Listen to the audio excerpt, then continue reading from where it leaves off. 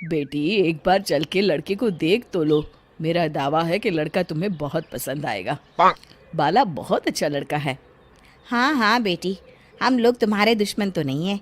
किसी अच्छे लड़के से ही तुम्हारी शादी करवाएंगे ना। आखिर तू हमारी इकलौती बेटी है। अच्छा ठीक है माँ, अब ज़्यादा भावुकतापूर्ण शब्दों का इस्तेमाल ना करो। मैं चलने के लिए तैयार हूँ। चलो फिर, बिना देर के हम सब चलते हैं। सभी बाला के घर पहुंचते हैं। अरे क्या बात है बहन जी, अभी तक आपका बेटा नहीं आया? जी बस आता ही होगा। तभी वहां बाला आता है।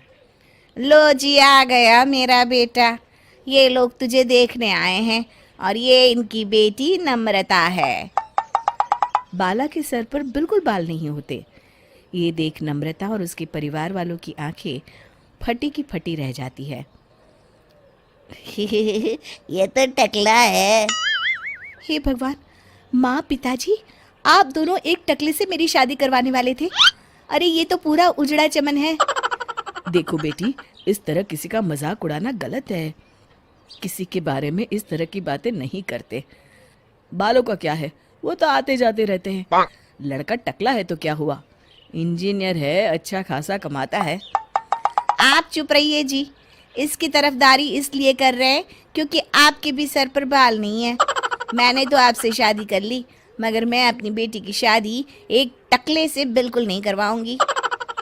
अरे ये क्या, कब से आप लोगों ने टकला टकला लगा रखा है? और माफ करना, तुम भी कोई हूर की परी नहीं हो। तुम लोग मेरे घर में आकर मेरी ही बेइज्जती कर रहे हो। निकल जाओ यहाँ से। हाँ हाँ तो जा रहे हैं ना, हमें भी यहाँ रुकने का कोई शौक नहीं है। नम्रता और उसके परिवार वाले उठकर वहां से जाने लगते हैं। तभी नम्रता का छोटा भाई जाते जाते कहता है, टकला। तेरा बाप टकला। और इस तरह बाला का रिश्ता टूट जाता है। फिर एक दिन सड़क के किनारे एक आदमी घूम घूम कर कंधी बेच रहा होता है। कंधी ले लो, कंधी, एक से बढ़िया एक कंघी ले लो, नए जमाने की कंघी ले लो। अरे भाई ये ले लो। घूमते घूमते वो बाला के पास पहुंच जाता है। अरे भाई साहब, कंधी लोगे क्या? ये लो।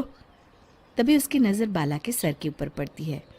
अरे माफ़ करना भाई साहब, आप इसे लेकर क्या करोगे? आपके सर पर तो बाल ही नहीं है। आपका तो स्टेडियम पूरा खाली है। चलता हूँ। कंधी ले लो, कंधी ले लो। कंधी वाले की बातें सुनकर बाला को बुरा लगता है। उस समय बाला को ऐसा महसूस होता है कि उसके लिए दुनिया में सबसे कीमती कोई चीज़ अगर है तो वो सिर्फ बाल है। बाला सड़क पर चलते हुए लोगों के बाल बड़े गौर से देखता है। चलते चलते बाला एक मंदिर के पास पहुंच जाता है। हे भगवान, तुमने ये मेरे साथ क्या किया? थोड़े से बाल अगर मुझे दे देते तो तुम्हारा क्या चला जाता?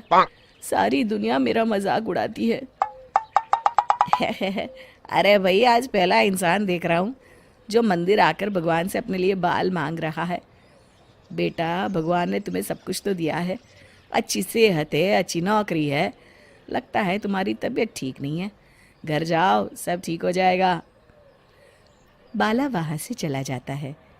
घर पहुंचकर बाला खाना खाता है और अपने कमरे में सोने के लिए चला जाता है। फिर सुबह जब बाला सोकर उठता है तो आईने के सामने अपने आप को देखकर हैरान हो जाता है। बाला के सर पर एकदम घने बाल आ जाते हैं। बाला खुशी से झूम उठता है। अरे ये तो चमत्कार हो गया, मेरे सर पर बाल आ गए। लेकिन ये हुआ कैसे? दोस्तों, अगर आप इस कहानी का दूसरा भाग देखना चाहते हैं तो हमें कमेंट करके ज़रूर बताएं।